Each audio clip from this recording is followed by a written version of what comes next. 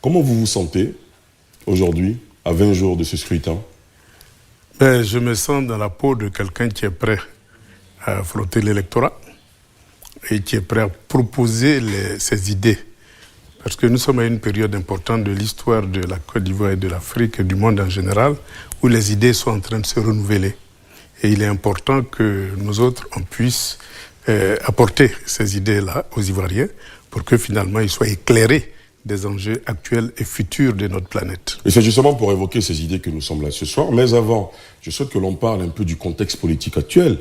Le 16 septembre dernier, dans une déclaration, vous confiez votre candidature à 3 fortes personnalités de la Côte d'Ivoire, votre camarade, le président Laurent Gbagbo, au président du PDCI-RDA, Tidiane Thiam, avec qui vous avez beaucoup de similitudes dans le parcours académique et professionnel, et enfin, au président du FPI, Pascal Affi-N'Guessan.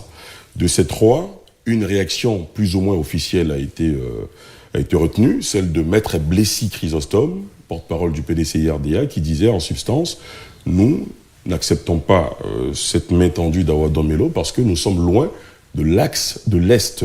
Les autres n'ont pas répondu officiellement. Qu'est-ce que cela vous fait d'entendre ça? Vous savez, ça me fait rire parce que le PDCI-RDA a été créé par l'axe de l'Est. C'est dans le cadre de l'internationale communiste que des syndicats ont été initiés et créés en Côte d'Ivoire. Et c'est dans le cadre toujours de l'internationale communiste que le PDCI avait été créé avec à sa tête un communiste. Donc le vent d'Est, il a soufflé sur le PDCI-RDA. Et dans sa gouvernance, on a senti que le vent d'Est était encore présent dans la mesure où c'est, je dirais, le seul parti qui a créé le maximum de sociétés d'État, ce qui est évidemment une valeur socialiste, une valeur venue de l'Est. Et donc lorsqu'on ignore plus ou moins ce passé, qui est récent, parce que les indépendances, il n'y a pas longtemps, eh bien, il faut se poser la question. Moi, je considère que le PDCI est un parti qui a commencé à l'Est et qui, parfois, se positionne aujourd'hui plus ou moins au centre, mais certainement pas sur l'échiquier de droite. Depuis que votre candidature a été retenue, est-ce que vous avez pris langue, vous avez échangé avec le président du PDCI-RDA? Je n'en parlerai pas sur ce plateau. C'est mon droit. Compte tenu de notre histoire commune, il est bien évident que les canaux, ne serait-ce que sur le plan purement professionnel, parce qu'on a le même profil, on a géré la même structure, et de temps en temps, on échange sur l'avenir de la Côte d'Ivoire, l'avenir de l'Afrique et l'évolution du monde.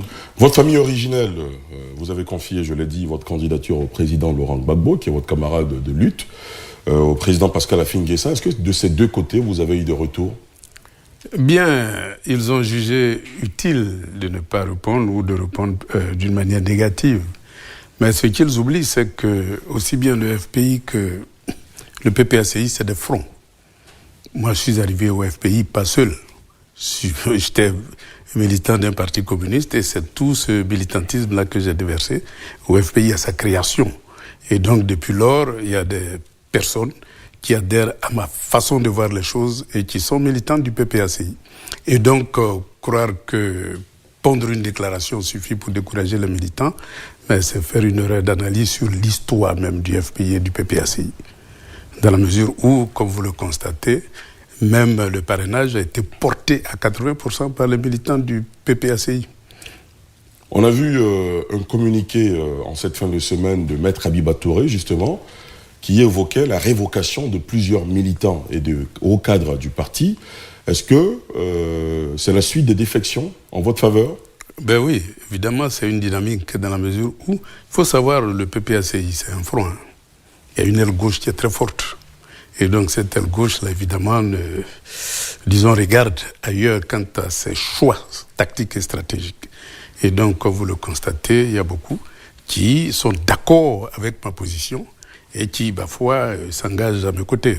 Il y a beaucoup quitte à perdre leurs responsabilités. Il y a beaucoup aussi dans ce front qui estiment que vous n'avez pas été cohérent, oui, qui vous donne même le qualificatif de traître, oui, parce que le parti a choisi à une convention à laquelle vous avez pris part le candidat Laurent Gbagbo, et finalement, vous, au bout du compte, à quelques mois de la présidentielle, vous décidez de faire cavalier seul.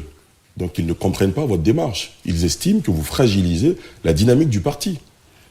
Le droit à la différence est un acquis de la démocratie. Et donc chacun a le droit d'exprimer son point de vue. Moi, je suis un démocrate, je n'ai pas trahi la démocratie dans la mesure où j'ai fait une proposition pour que le débat s'ouvre à l'intérieur du PPACI. Je n'ai pas trahi la souveraineté, je me bats au niveau national, africain et international pour la souveraineté, et je n'ai pas non plus trahi le panafricanisme. Donc, ceux qui, évidemment, font des analyses par rapport à des personnes peuvent faire de telles erreurs. Mais ceux qui font des analyses idéologiques ne peuvent pas arriver à une telle conclusion.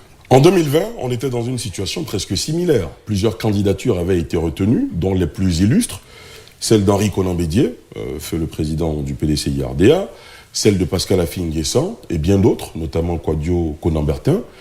Les deux précités ont décidé finalement de boycotter la présidentielle et on a eu une affiche entre le président Ouattara et Kouadio Konan-Bertin. Certains se disent, Awadon Melo, s'il n'a pas le soutien de Laurent Gbagbo, de Tidiane Thiam ou encore de Pascal Affi-N'Guessan, il se retirerait avant le 25 octobre. Comment vous réagissez ? Vous savez, le deuxième parti le plus puissant, c'est les indépendants. Si vous vous référez aux élections locales, vous verrez que c'est les indépendants qui ont ravi la première place dans l'opposition. Par conséquent, c'est valable pour les législatives et les municipales peut-être, mais pas encore pour la présidentielle. Mais vous verrez, dans la mesure où les esprits évoluent, chacun se rend compte que la démocratie n'est pas seulement la propriété des partis politiques, mais que chaque citoyen est libre de faire ses choix en fonction de ses analyses.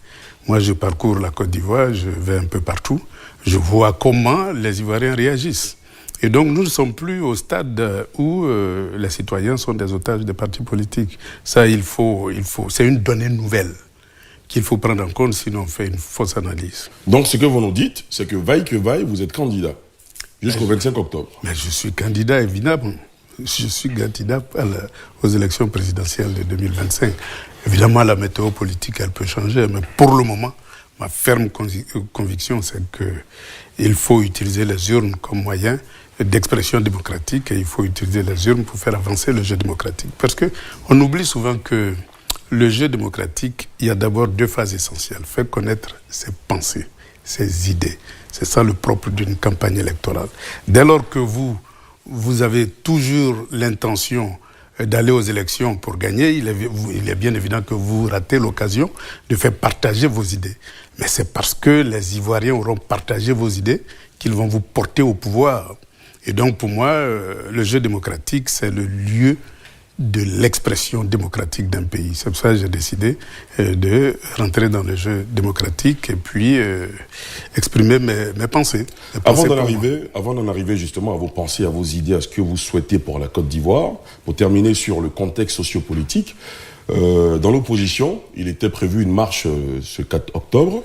Finalement, la marche a été annulée. Le PPACI a annoncé une marche pour le 11 octobre prochain, alors que la veille, vous êtes censé ouvrir votre campagne, vous et les autres candidats retenus.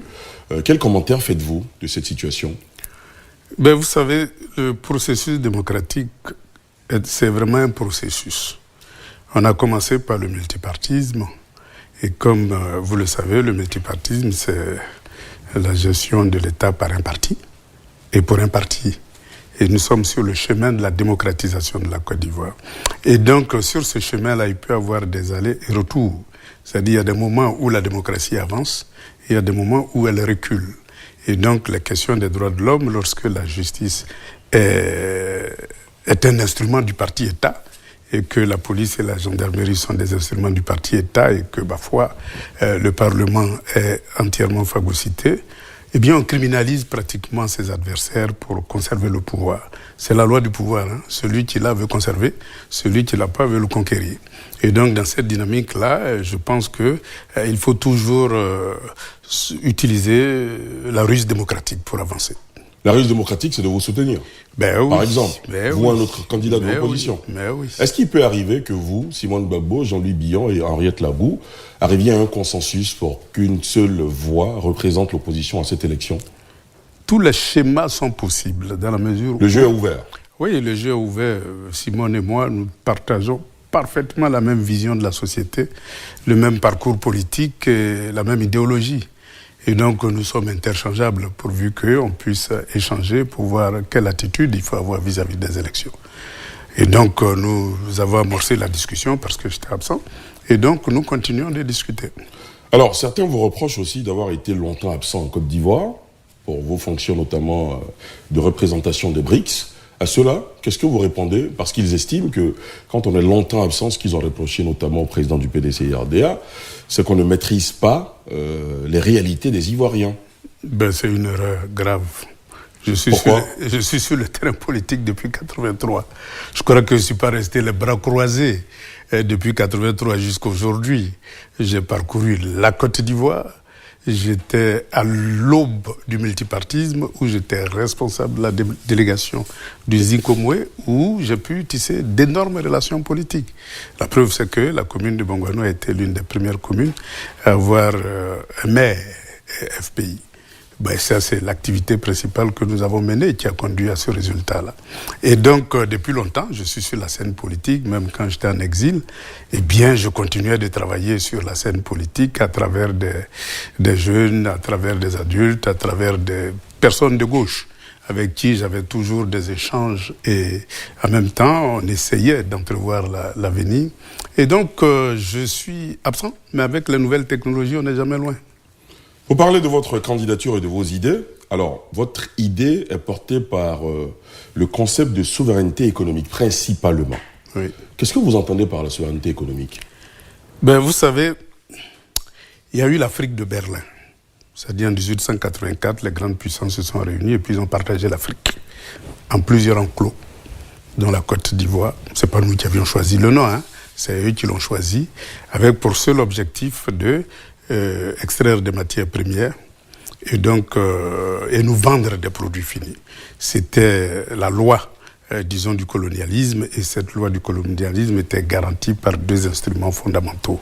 L'armée coloniale, qui n'est pas venue par négociation, qui est venue par agression pour prendre possession d'un territoire, et puis la monnaie, qui nous prive de nos épargnes, de nos réserves en devises, et qui, ma foi, nous empêche d'utiliser nos devises pour investir dans des secteurs que nous-mêmes nous choisissons.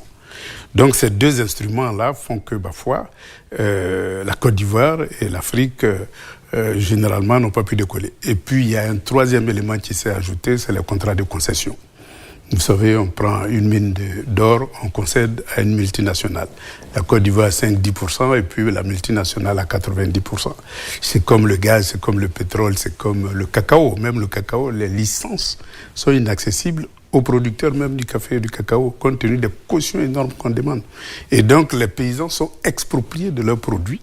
Et donc, tous ces rapports asymétriques-là ont été construits à l'époque coloniale.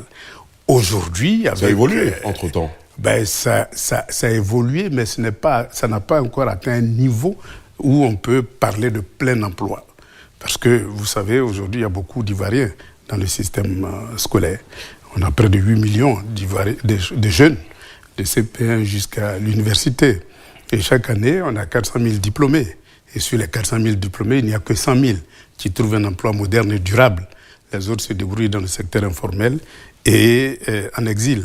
Et donc, il est temps de changer de rapport de production entre l'Occident qui nous a colonisés et l'Afrique qui a été colonisée. Et ce rapport de production, c'est de passer de l'économie des matières premières à une économie industrialisée de matières grises, où on peut absorber l'ensemble des jeunes qui sortent de l'école. Donc, la souveraineté est un impératif catégorique si nous voulons sauver la jeunesse et si nous voulons même transformer l'école.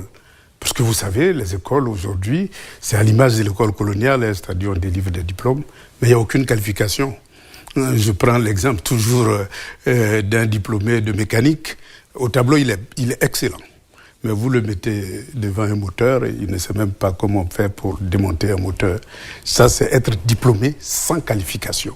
Nous devons changer cette logique-là pour passer des diplômes à la qualification, c'est-à-dire le savoir-faire et le savoir-faire faire. Alors, ça fait beaucoup d'idées que vous entremêlez, qui s'entrechoquent dans ce premier développement-là. Awa Domelo, installé au palais présidentiel, ce serait quoi les premières décisions, si vous en aviez 3? La première décision, c'est d'abord une loi d'amnistie pour apaiser la vie politique. Parce que vous savez, le multipartisme a engendré beaucoup de frustration, beaucoup d'arrestations, beaucoup de personnes qui ont été exclues de la compétition électorale ou qui sont encore en exil ou en prison. Donc il faut une loi d'amnistie pour apaiser le climat politique et le climat social. Et donc après... Il y a eu des lois d'amnistie par le passé. Est-ce que vous pensez que ça produit l'effet escompté, tel que vous le décrivez? Ben non, parce que la logique multipartisane fabrique ses propres exclusions et utilise tous les instruments. Donc on peut libérer un aujourd'hui, demain en prison deux. Toujours dans la même logique du parti-État. Donc l'amnistie ne réglerait pas le problème. Ben justement, c'est pour cela qu'il faut un État démocratique. Et donc, pour moi, la démocratisation de l'État de Côte d'Ivoire est une nécessité. Et elle passe par la création d'une institution d'inclusion, c'est-à-dire ce que j'ai appelé le Conseil des sages, qui serait, je vais dire, le reflet de l'ensemble des forces politiques, mais aussi des anciens chefs d'État. Et ce Conseil des sages-là va permettre d'avoir une commission électorale indépendante, forcément, puisque on va lui soumettre, je veux dire la commission électorale, on va lui soumettre tout ce qui est république, c'est-à-dire la justice, etc., pour que les juges soient suffisamment neutres, parce que choisis d'une manière consensuelle, et que la liste électorale soit neutre, parce que choisi d'une manière consensuelle, et que le découpage électoral ne soit pas asymétrique au profit du parti au pouvoir. Donc tous les instruments qui divisent la Côte d'Ivoire doivent faire l'objet d'un consensus national. Et c'est comme ça qu'on peut créer les conditions du jeu démocratique. C'est-à-dire où il y a un arbitre, et puis la République fonctionne normalement, et les libertés démocratiques sont garanties par une justice indépendante. Et dans ce système-là, qui aurait l'opportunité de la nomination des membres du Conseil de sages, c'est le président de la République. Ben forcément, ça reviendrait à la case départ. Non, parce que les anciens chefs d'État, c'est pas moi qui les ai nommés chefs d'État. On est d'accord. Ils sont automatiquement membres. Vous pouvez les extirper du Conseil. Non, ils sont membres du Conseil d'État, du Conseil des sages.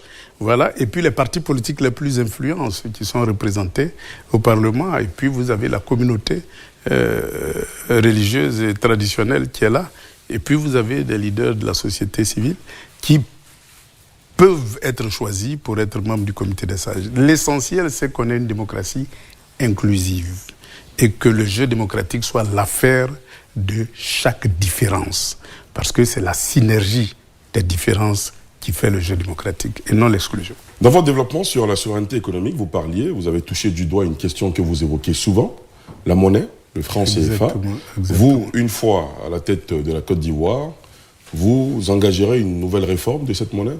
Pas forcément, puisque dans tous les cas, l'Afrique de l'Ouest a déjà engagé des réformes dans ce sens-là. Ils ont mis en chantier... On est arrivé à la monnaie éco. Voilà, ils ont mis en chantier l'éco, mais vous savez comment l'histoire s'est terminée. Est-ce que l'histoire est terminée? Non, elle n'est pas terminée, mais elle a été mise en mal. Pourquoi? Par l'ancienne puissance coloniale avec notre président. Vous y voyez un sabotage de la France? Évidemment. La France n'a aucun intérêt à se débarrasser du CFA. C'est un matelas de réserve en devises pour la France. Et donc, elle n'a aucun intérêt. Aucun. Et donc, toutes les manœuvres nécessaires pour conserver ce matelas-là, vous savez que nos réserves en or sont en France.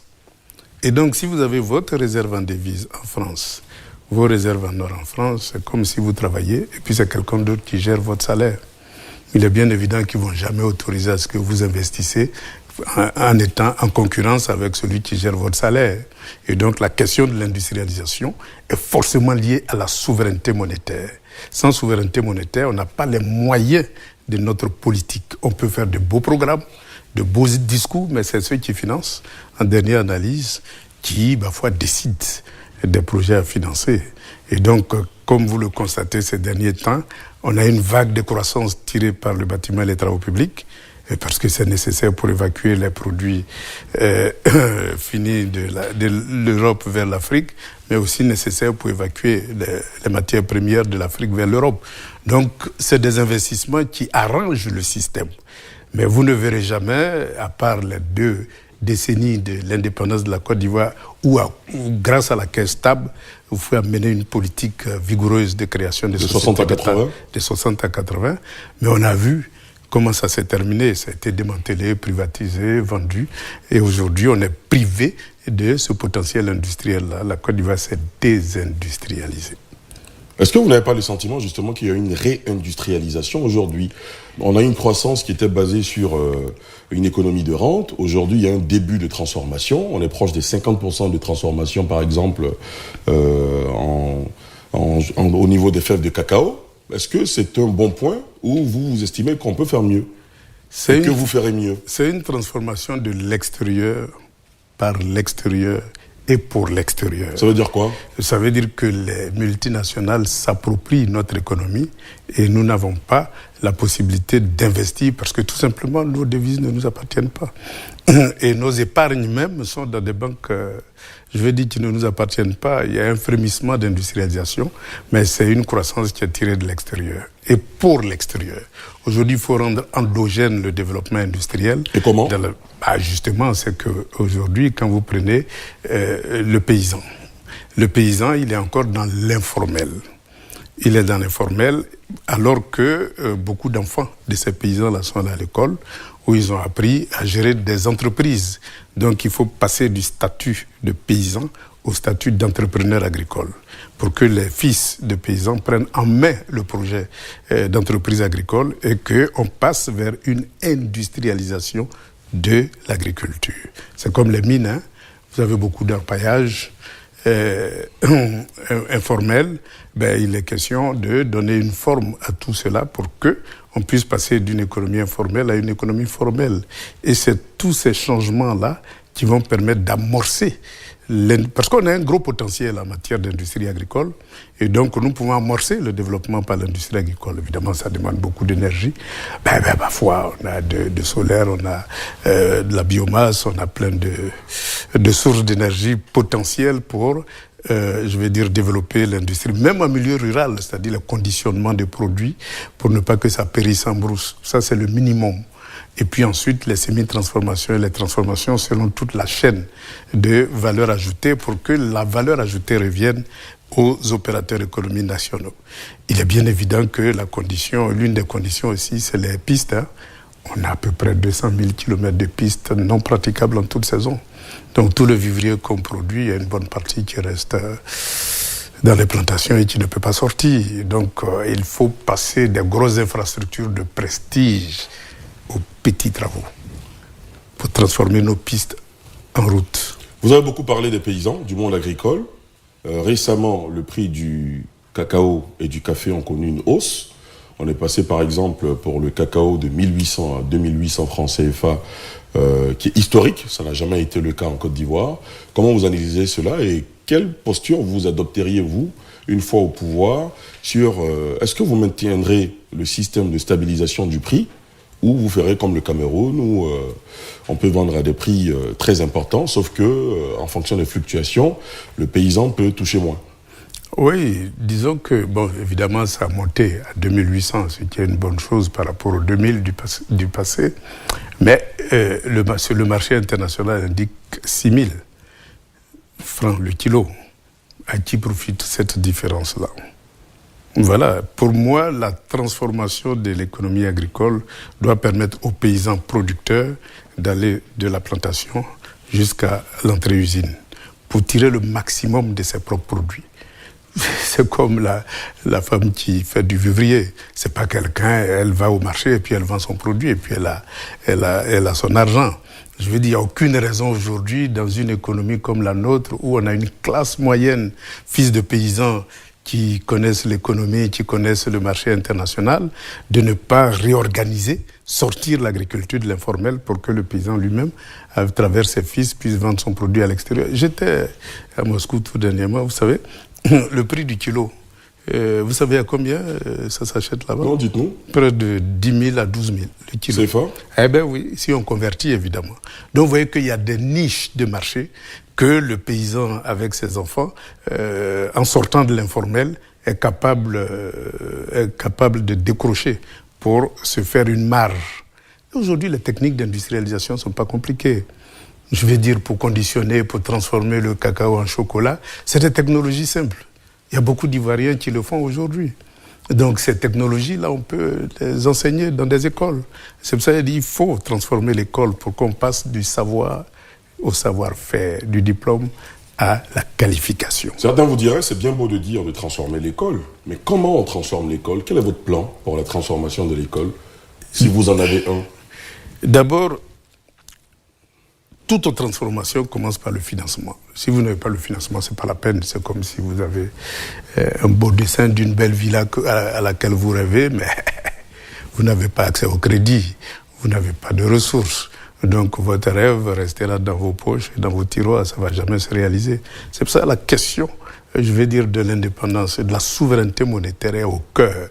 La Côte d'Ivoire a un PIB aujourd'hui qui est incroyablement élevé. Mais quelle est la part qui revient aux nationaux? Rien du tout. Et donc, il faut augmenter cette part-là au profit des acteurs nationaux pour que l'épargne reste en Côte d'Ivoire. Et c'est lorsque l'épargne reste en Côte d'Ivoire que l'État peut s'enrichir et se donner le moyen de financer une nouvelle école. Vous savez, comme j'ai dit, on exporte la matière première, mais on achète beaucoup de produits finis. Les véhicules. Vous voyez, la Côte d'Ivoire, c'est rempli de véhicules, mais on en produit combien? Même pas les pièces détachées. Regardez un peu les médicaments. On en consomme combien par jour en Côte d'Ivoire? Mais on n'en produit aucun médicament. Donc il y a toute une restructuration de l'économie et un nouveau rapport entre nous et l'Occident qu'il faut définir. Mais ça demande un régime qui soit souverain.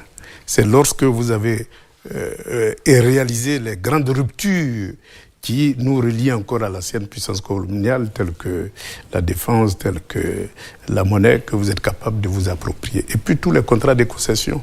Comment vous pouvez imaginer que Orange, ou chaque Ivoirien, consomme des cellulaires, des data, etc., et que la Côte d'Ivoire n'est que 5% dans le capital? C'est pas normal. Alors que toute l'infrastructure a été construite depuis le régime Houphouët-Boigny. Donc il y a des contenus locaux qu'il faut développer en revisant l'ensemble de ces accords-là.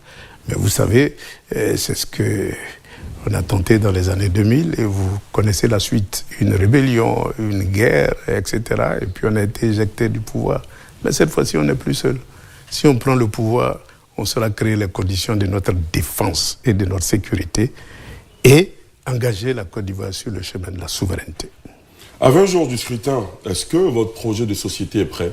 Comment il s'intitule? Ah oui, on a intitulé ça les 42 opérations pour transformer la Côte d'Ivoire.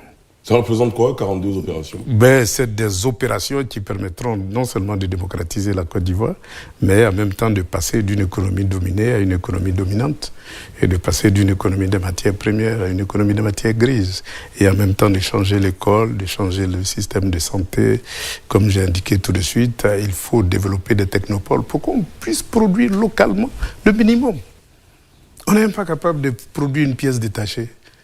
Alors qu'aujourd'hui, chaque école, moi je voyage beaucoup, chaque école, il y a des incubateurs, il y a des start-up, il y a tout un environnement qui permet à l'élève non seulement d'apprendre, mais d'innover.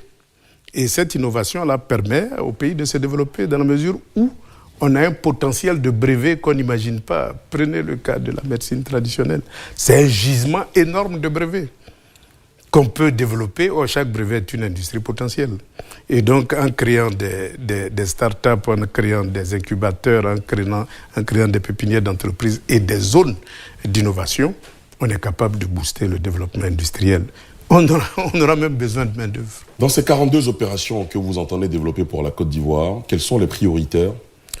D'abord, le véhicule démocratique dont je décris à travers le Conseil des sages et la loi d'amnistie, et puis les leviers de la souveraineté, à savoir la question de la défense et de la sécurité. Pour moi, les bases coloniales, les bases militaires coloniales ont vécu. Elles n'existent pratiquement plus aujourd'hui. Est-ce que c'est toujours d'actualité? Les accords de défense existent bel et bien. Nous sommes dans un environnement technologique où vous pouvez être, je sais pas moi, en France, et puis attaquer la Côte d'Ivoire à travers les nouvelles technologies de défense et de sécurité. Vous pouvez avoir des sous-marins, vous pouvez avoir toutes les technologies. Et puis même, en un rien de temps, vous pouvez transporter, héliporter, ou même utiliser les cargos pour faire débarquer des chars et tout un contingent. Donc, ce n'est pas la question d'être présent ou de ne pas être présent, c'est les accords de défense. Il faut tout simplement Je dirais, évidemment, on aura toujours besoin de coopérer avec la France, mais à notre condition. Comme je dis toujours, on prendra le meilleur là où il se trouve. S'il se trouve en France, on ira chercher. Mais s'il se trouve ailleurs, on n'a plus de raison d'avoir un accord de type monopolistique sur la défense et la sécurité. Il faut pouvoir s'ouvrir. Aujourd'hui, la Côte d'Ivoire s'est ouverte déjà. Elle est ouverte vers la Turquie, vers la Chine. Mais les accords de défense existent toujours. C'est ça qui constitue la pierre angulaire et que je dirais, que j'appelle les derniers liens de la colonisation. Il faut les annuler. Si ce n'est plus utile, il faut les annuler. Mais pourquoi ça existe? Ça veut dire qu'il y a un intérêt. Et donc, pour moi, il faut les annuler. C'est comme les accords monétaires.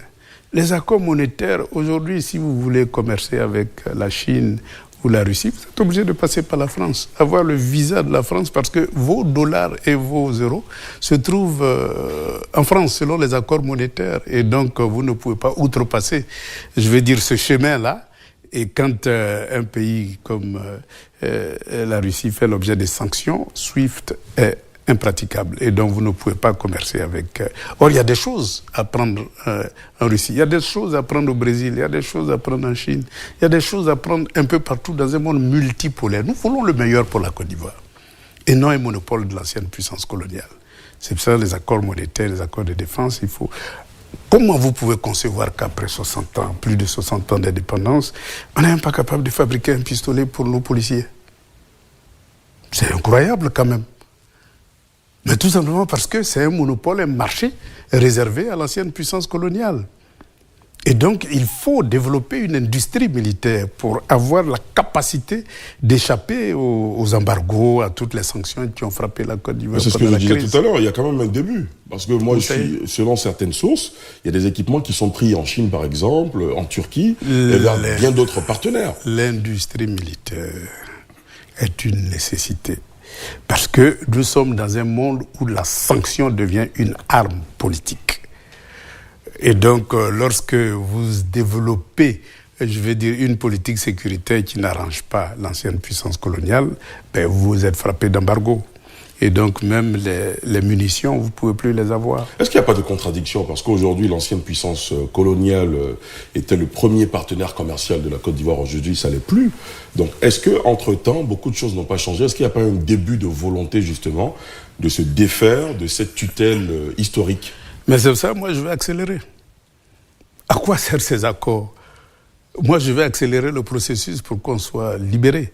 Je vais accélérer le processus pour que tous les contrats de concession asymétriques soient tout simplement révisés au profit de l'intérêt de la Côte d'Ivoire.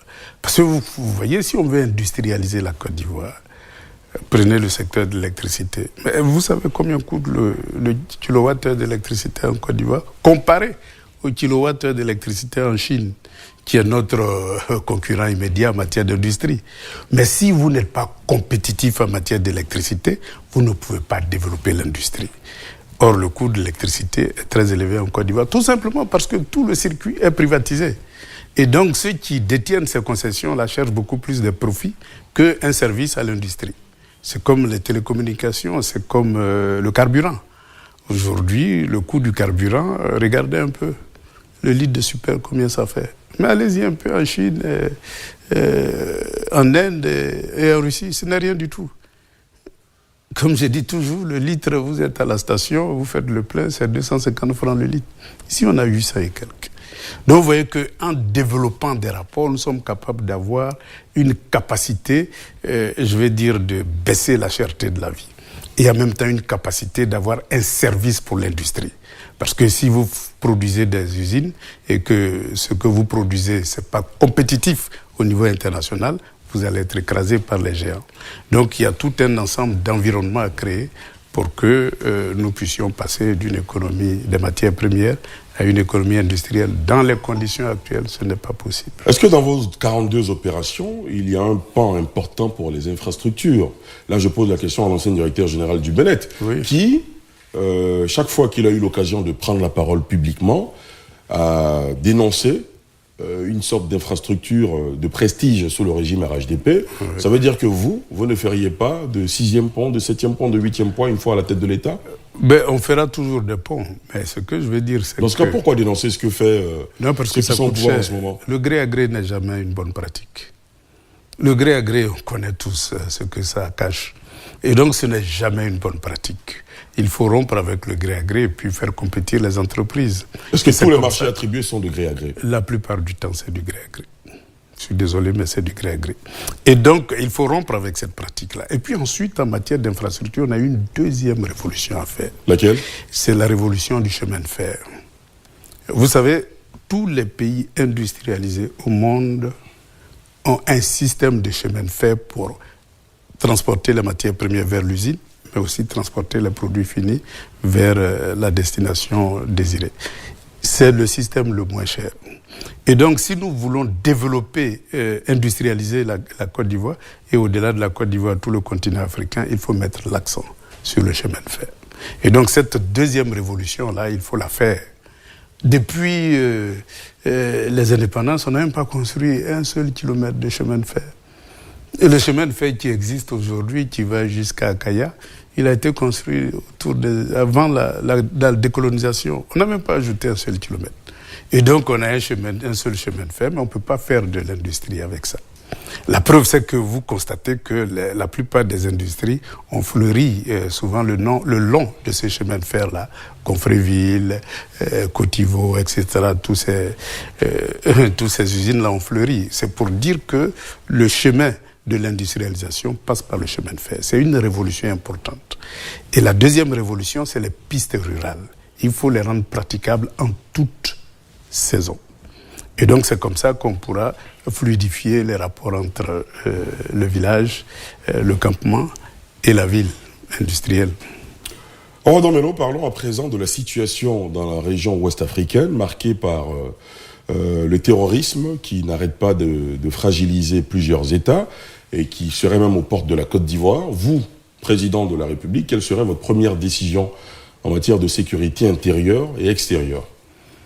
D'abord, comme je dis, il faut avoir une autonomie en matière de politique de défense et de sécurité. C'est ce que j'ai appelé la souveraineté sécuritaire et défensive.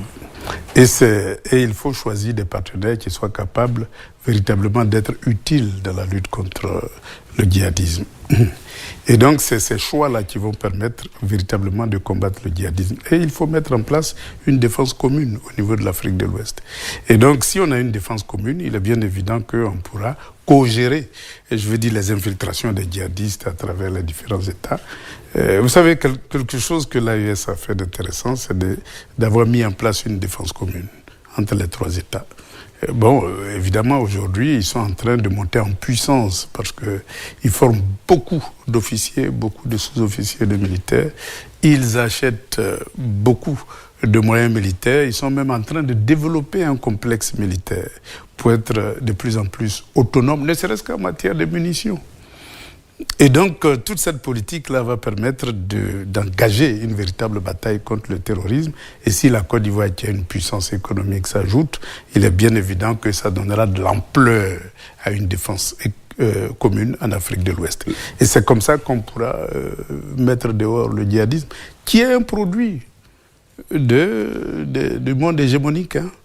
Le djihadisme a essaimé en Afrique de l'Ouest après la chute de la Libye. Mais pourquoi ils ont attaqué la Libye? Parce que la Libye était au cœur des institutions panafricaines. Vous êtes clairement en faveur de l'AES? Ah ben oui, moi je suis complètement en faveur de l'AES. Parce que sur le même axe de l'Est? Ah ben certainement sur l'axe de la souveraineté. Parce que vous-même vous l'avez souligné, aujourd'hui ils coopèrent avec la Corée, ils coopèrent avec la Turquie, ils vont chercher la technologie là où ils estiment que c'est utile pour leur souveraineté. Et ils construisent des complexes industriels sans avoir besoin de l'autorisation de qui que ce soit parce qu'ils ont mis en place une banque d'investissement commune qui permet d'engranger leur richesse en or et d'utiliser ça comme fondation pour lever des financements pour leur développement. Donc, c'est des exemples qui sont utiles pour la Côte d'Ivoire tout entière. Ils sont sur le chemin de la souveraineté. Sur le bilan sécuritaire de l'AES, vous dites il monte en puissance. Certains autres observateurs estiment que le résultat escompté n'est pas au rendez-vous, tant il y a la résurgence d'attaques terroristes ces dernières années, ces dernières semaines? C'est pas moins que quand la France avait en charge la gestion de la sécurité dans l'AES. Hein. C'est pas moins. Aujourd'hui, au contraire, il y a une vraie armée. Une vraie armée qui s'organise, qui acquiert des armes, qui s'entraîne et qui... C'est ça le plus important. C'est pas qu'on vienne sous-traiter notre défense à une puissance extérieure. Mais le simple fait d'avoir des partenaires qui soient capables de vous permettre de monter en puissance et de prendre en charge votre destin. Quelle est la différence entre traiter avec la France, par exemple, et traiter avec la Russie pour sa sécurité? Parce que certains vous dites qu'on doit couper le cordon avec la puissance coloniale de l'époque, mais vous décidez d'aller vous mettre derrière la Russie, qui prendra simplement la place de la France. Ça, c'est ce que j'appelle la propagande. Le Maroc a bien sa puissance militaire, mais elle coopère beaucoup plus avec la France qu'avec n'importe quel autre pays. Pourtant, son complexe industriel, ils l'ont développé en coopérant avec tout le monde. Prenez l'Égypte. L'Égypte a été libérée par la Russie pendant la période coloniale et a armé l'Égypte. Mais l'Égypte a plusieurs partenaires, les Américains. Les Américains même sont beaucoup plus présents en Égypte qu'ailleurs. Et donc, c'est pour dire que la souveraineté, ça vous donne la liberté de coopérer avec qui vous voulez. C'est pas le fait d'échanger de maître par un autre maître. Et puis, la Russie n'a aucun intérêt. Il n'a aucun intérêt. Toutes les matières premières que nous avons dans notre sous-sol, ils en ont en quantité énorme et puis ils ne sont même pas nombreux. Et donc, vous savez, ces idées-là, écoute, la Russie a bien libéré l'Europe sous le nazisme. Mais l'Europe n'est pas devenue une colonie russe. Au contraire, c'est devenu une colonie américaine sur le plan défensif. Donc, si l'Europe, qui est une puissance coloniale, a besoin de coopérer avec les États-Unis pour sa défense, il est bien évident que nous, on a besoin de coopérer avec les plus grandes puissances militaires pour développer notre capacité défensive. Si l'Europe en a besoin, nous aussi on en a besoin. Et donc coopérer avec la Russie, il ne faut pas se le cacher, c'est la première puissance militaire au monde en matière de technologie défensive. Donc aller prendre le meilleur là où on peut l'avoir, il faut aller chercher. C'est comme la Chine, c'est comme la Turquie, ils ont des spécificités. Et il faut aller chercher le meilleur pour la Côte d'Ivoire et pour tout le continent africain. Selon nos informations, vous étiez récemment, il y a quelques jours, en Russie. Vous avez pu rencontrer Vladimir Poutine? Ça relève. Vous lui avez confié votre candidature? Ça relève. Est-ce que vous aurez le soutien de la Russie si vous êtes élu président de la République de Côte d'Ivoire? Ça relève. Ça relève de quoi, dites-nous? Ça relève des relations que j'ai. Donc, vous savez, certains se targuent d'avoir des relations en Occident. Moi, je me targue d'avoir des relations au sein des BRICS. Donc, c'est tout à fait normal que dans un monde multipolaire, un homme politique a besoin de relations au niveau international. J'ai commencé par tisser mes relations avec la Chine, avec un certain nombre de pays, même la Turquie, quand j'étais conseiller d'Alpha Condé. Et aujourd'hui, je coopère avec la Russie et le monde des BRICS en général. Ça me permet d'avoir des relations et de savoir ce qui est meilleur chez eux, pour mon continent, pour la Côte d'Ivoire. Et donc, pour moi, je vais dire, c'est des relations qu'il faut entretenir. Parce que le monde est fait des relations, surtout un acteur politique. Pour revenir à la situation sécuritaire dans la sous-région, dans une interview fleuve diffusée sur les antennes de la télévision nationale du Burkina Faso, le capitaine Ibrahim Traoré a laissé entendre que la Côte d'Ivoire était une sorte de base arrière pour les groupes terroristes et que la Côte d'Ivoire aurait un accord de non-agression entre le pays et les groupes terroristes. Comment vous réagissez à cette assertion? Pour le moment, je n'ai pas d'éléments qui me permettent, peut-être qu'il a plus d'éléments que moi, mais moi, je n'ai pas ces éléments-là qui me permettent d'affirmer cela. Mais je vais dire qu'il faut être conscient du fait que les rapports militaires entre la France et la Côte d'Ivoire, souvent, peuvent poser des problèmes. Parce qu'ils ont le droit d'aller et venir sur tout le territoire. Ils ont le droit de circuler partout, sur toute l'étendue du territoire, et souvent même sans autorisation préalable. Donc, qu'est-ce que ça cache tout ceci? Je vais dire, c'est les accords de défense. Donc, pour moi, je vais dire... Est-ce qu'ils sont aussi toujours présents après la fermeture du 43e Lima, notamment? Vous savez, il y a beaucoup de sociétés militaires privées françaises qui opèrent en Côte d'Ivoire, donc c'est pas ça qui manque. Et puis, les accords existent. Je vais dire, ces accords-là peuvent être activés à tout moment. et déplacer des... Donc vous, une fois élu président de la République, vous mettrez fin à tous ces accords? Ah oui, ça c'est, je vais dire, c'est le minimum. Il n'y aura pas un remplacement de sociétés privées russes qui s'installerait? Non, il faut développer la coopération multipolaire. Parce que nous sommes dans un monde multipolaire où on va prendre le meilleur là où il se trouve. Revenons au scrutin présidentiel du 25 octobre prochain. À Ouadamelo, la campagne s'ouvre le 10 octobre. Comment vous entrevoyez votre campagne? Vous allez circuler dans toute la Côte d'Ivoire? Vous avez prévu d'aller partout? Aller partout en quelques jours, c'est un peu difficile. Absolument. Voilà, donc il faut faire des choix en fonction... Et quels sont les choix que vous avez décidé de faire? Mais parce qu'on a un programme. Et en fonction de ce programme-là, il y a des villes qui sont nécessaires. L'un des éléments clés de notre programme, c'est, je veux dire, la décentralisation et l'intégration avec les voisins. Je prends une ville comme moi, elle est en relation avec le Libéria et la Guinée. Et il faut faire un Abidjan bis, c'est-à-dire une zone industrielle tournée vers la Côte d'Ivoire, mais aussi vers les pays voisins. Et il faut une zone touristique et commerciale qui puisse avoir les mêmes attractivités qu'Abidjan et en même temps développer le chemin de fer et les autoroutes nécessaires pour relier Mans à ces différentes capitales. Et puis avoir une économie commune. Il y a beaucoup de choses qu'on achète d'une manière informelle au Libéria et en Guinée. Et il y a aussi beaucoup de choses qu'on achète de manière informelle, que les Guinéens et les Libériens achètent de manière informelle. Il faut formaliser tout ceci à travers une vraie politique de décentralisation qui donne, je vais dire, de l'attractivité à toutes ces villes frontières-là. C'est comme Korogo, c'est comme Mans, c'est comme... je dirais, dans l'Est peut-être? Dans l'Est aussi, etc. Bondoukou, à Bengourou, à Boisseau, et puis en même temps créer des cités culturelles, ce que j'appelle les cités culturelles. Vous prenez une ville comme Sakassou, c'est une cité culturelle. Comme Krendiabo, c'est une cité culturelle. Comme Kong, c'est une cité culturelle. Comme Ouaranene, c'est une cité culturelle. Comme les ponts en Liane à l'ouest, c'est une cité culturelle.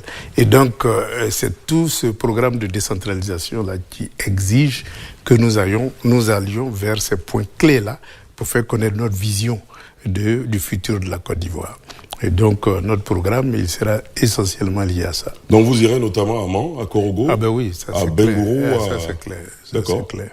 Quelles sont vos chances de remporter cette élection présidentielle? Vous, qui finalement n'avez pas d'appareil derrière vous, vous n'avez pas le PPACI, encore moins le FPI derrière vous, vous êtes candidat indépendant. De mémoire, le seul candidat qui se rapprochait de candidat indépendant, du statut de candidat indépendant, c'était peut-être le général Gueye, qui a dû créer un mouvement en quelques mois. On sait tous l'histoire, comment ça s'est passé. Est-ce que vous pensez qu'un candidat indépendant, fût-il à Ouadamelo, a des chances de remporter une présidentielle en Côte d'Ivoire? Pourquoi les Ivoiriens, qui sont militants du PPACI, du FPI, du RHDP même, décideraient de laisser leur champion historique pour se mettre derrière à Ouadamelo? Tout simplement parce que c'est des idées qui arrangent tous les Ivoiriens. La démocratie est une nécessité pour tous les Ivoiriens. Qu'on soit FPI, PPACI, PDCI, on a tous besoin. Vous savez, les rapports entre les Ivoiriens sont devenus tellement des rapports de méfiance que même souvent quand on va chez le voisin, on a même peur de boire de l'eau. Ça, c'est à l'actif des hommes politiques. Mais justement, il faut briser, je vais dire, ce mur de méfiance. Est-ce que vous êtes différent de ces hommes politiques? C'est parce que justement, comme je n'ai pas d'appareil politique, je ne suis pas l'otage d'un parti politique.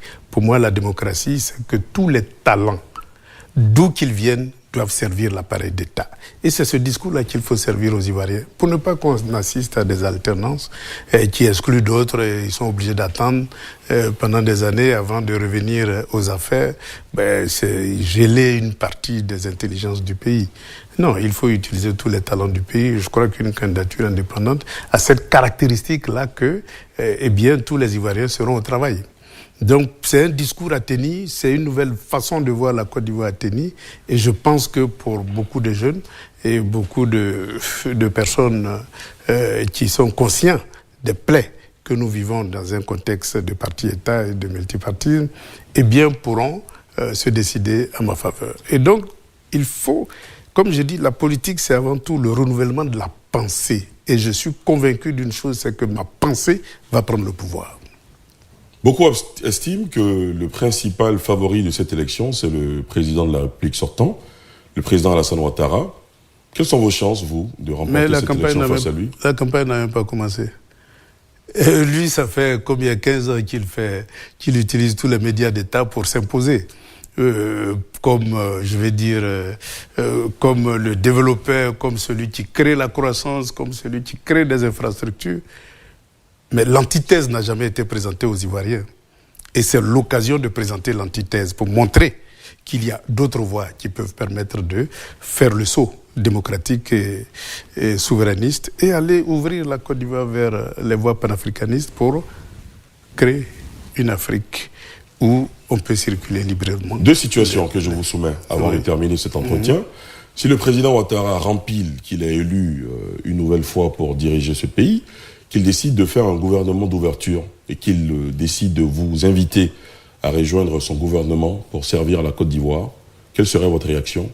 Vous avez parlé de geler les intelligences de la Côte d'Ivoire. Tout dépend de l'offre. Est-ce que c'est pour démocratiser la Côte d'Ivoire ou bien c'est pour coopter quelques cadres à l'exclusion de tout le reste? Tout dépend de l'approche.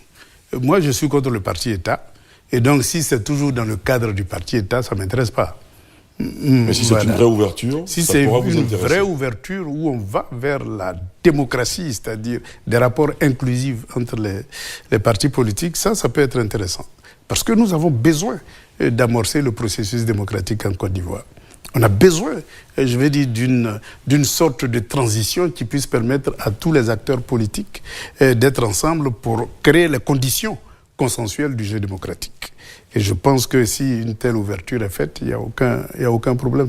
Mais si c'est toujours dans le cadre du parti-État où on coopte quelques individus, ça ne m'intéresse pas du tout parce que j'ai beaucoup de choses à faire par ailleurs. Il y a un auteur qui a écrit, pour symboliser la situation politique en Côte d'Ivoire, qu'on est une démocratie sans démocrate.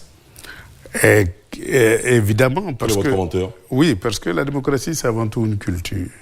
Vous savez, le plus difficile, c'est de créer cette culture démocratique-là. Parce que le droit à la différence n'est pas une donnée naturelle. Vous voyez, quand vous faites même des propositions qui sont différentes des propositions de votre leader, on dit vous avez trahi. Or, le charme de la démocratie, c'est le droit à la différence. Vous en avez souffert, ça? Non, parce que je suis conscient que je n'ai jamais trahi ni la démocratie, ni la souveraineté, ni le panafricanisme, qui constitue la colonne vertébrale de mon militantisme.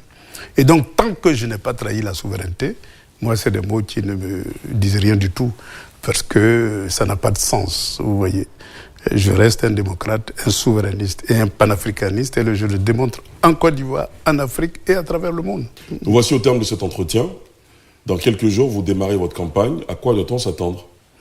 Dérouler une campagne qui puisse permettre de renouveler la pensée politique et de montrer qu'il y a d'autres voies et de mettre en face du régime actuel ses propres contradictions. Et le fait que nous soyons aujourd'hui bloqués sur le chemin de l'industrialisation de la Côte d'Ivoire. Il faut tout simplement démontrer qu'il y a une autre politique possible pour accélérer le développement de la Côte d'Ivoire et partant l'intégration du continent.